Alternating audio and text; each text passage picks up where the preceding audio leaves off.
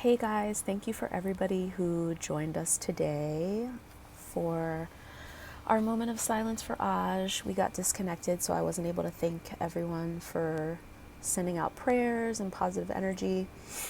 So thank you. Thank you for the text messages, phone calls, emails, flowers. It did make the day a little bit more bearable. I know it's super bright right now, but it's probably better that way because I've been crying on and off most of the day. My eyes are super puffy. But I wanted to read a little something. So the past year, I've been doing a lot of writing and journaling, and this is something I wrote back in November. Ajene was beautiful, and as beautiful as he was on the outside, he had an even more beautiful heart. I remember the first time I laid eyes on him and just the whole world around us just freezing, and it was like everything kind of blurred out around the edges, and then I just like saw him. He had the kind of stature and presence that would take your breath away. Dark, mysterious eyes, confident and strong. The kind of man that everybody wants to be around because he just had that energy that drew people to him. He was easygoing, unassuming, and affectionate. He always kissed his boys and told them that he loved them. In the 7 years that we were together, he showed me a kind of love I had never experienced before from a man. From what I knew of men, they would show up when it was convenient for them or they needed something. They made promises and easily broke them without so much of an "I'm sorry" or "I can't make it." But not Ajene. He was present each and every day, and when he promised to do something, he did it. He was always available to me emotionally, even through tough times, or if I was upset with him or with something else, he would just be there. He didn't run from my feelings, not my tears or my anger or my anxiety. He would sit with me in it, and he would hold me and he would kiss my tears away. He read like the most interesting books about history, African American history, about spirituality. The last book he was reading that was in his book bag was about Osho. He loved kids, he loved coaching, he loved mentoring, and seeing him at work at the Austin Foundation was one of the things that made me fall even more in love with him. Seeing him with his nieces and his nephew, and just seeing his kind heart and how much he fed into other people really made me realize, like, whoa, girl, you gotta come correct with this dude, because this is he's a real one. He was a real one. Whenever I would feel overwhelmed or overworked, he would take on more of the household duties. He would tell me to go take a break or go work out at the gym or tell me to go meet up with my girlfriends for a glass of wine. And he would stay home and he would change diapers and put our boys to bed.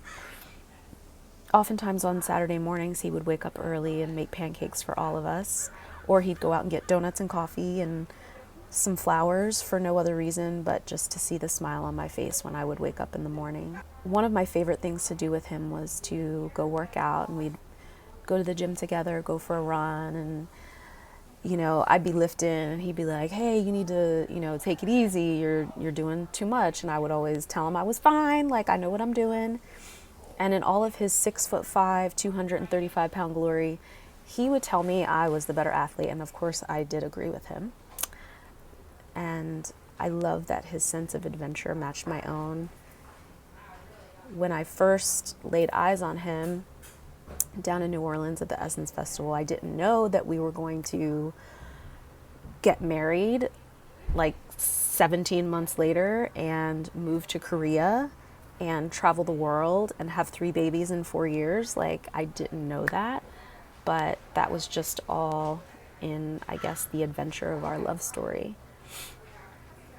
He really, really loved his family. He was so devoted and loyal to his friends. He was so proud of them. I remember he would always talk about how his friends were such great dads, all of them. And even as much as he loved sports, like playing them, watching them, basketball, obviously, football too, being in front of the TV to catch a game never took precedence over us having a shared experience together as a family. So if there was something I wanted to do, he would always be like, yeah, let's do it.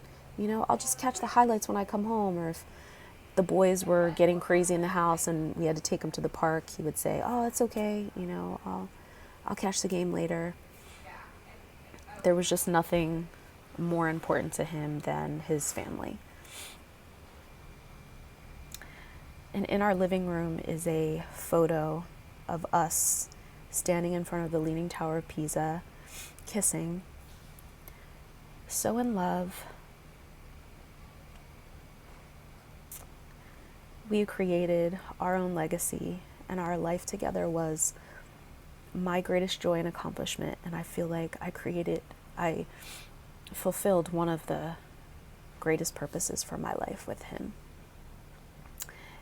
And I feel honored to have been his wife and his partner and his best friend. He taught me so much. He was way nicer than I am.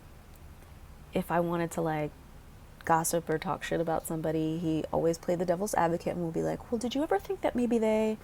And I'd be like, man, come on, just co-sign this for me a minute. But he was just wise and humble and tender and kind. He was steady and reliable and consistent and honest. And he was actually more than what I had prayed for. He was a gift.